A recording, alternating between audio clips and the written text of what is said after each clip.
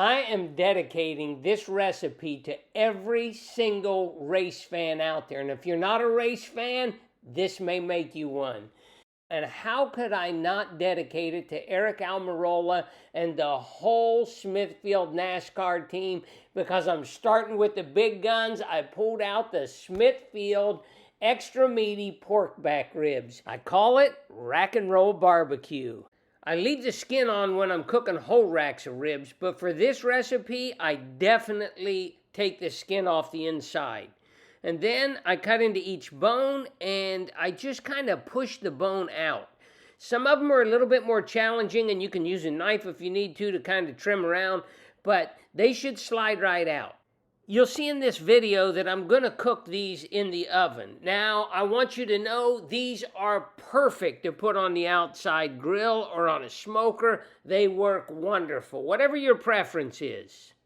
I do have a secret spice blend, and I'll put it in the post so you can make it just like I did. It's really, really good.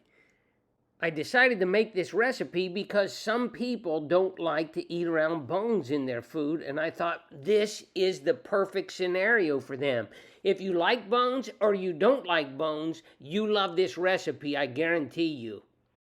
Now here's the deal. After you cut them, you can put a wooden skewer in there if you want, because they are just a little bit delicate. You don't have to, but I do it just because it makes them a lot easier to move around.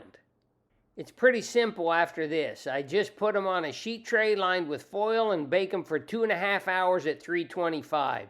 Then I take them out, put a few tablespoons of water in there, cover them up with foil, and bake them for another 2 hours. When you pull them out, you twist the skewer and then it slides right out, and the string should come right off. Make sure to take the fat that's left in the pan and baste the meat with it. Don't waste anything. And with those bones that you removed, roast them and cook them in a pot of beans or with some mustard greens or something. You will definitely make some friends with that flavor. Now you can see I'm basting them with barbecue sauce on both sides, and I'm using my Ninja toaster oven air fryer for this because the broiler gets so much hotter than the one in my oven. Use your favorite barbecue sauce, or I'll share mine in the post. Mine has a little aged balsamic in it. It's just wonderful. You can brush the sauce on and eat it just like that, but I recommend charring the sauce up a little bit and letting those sugars caramelize. Serving mine with a kale salad. Look at the crunchiness on the outside and the tenderness on the inside. This is the perfect boneless rib. I hope you have a great week and enjoy.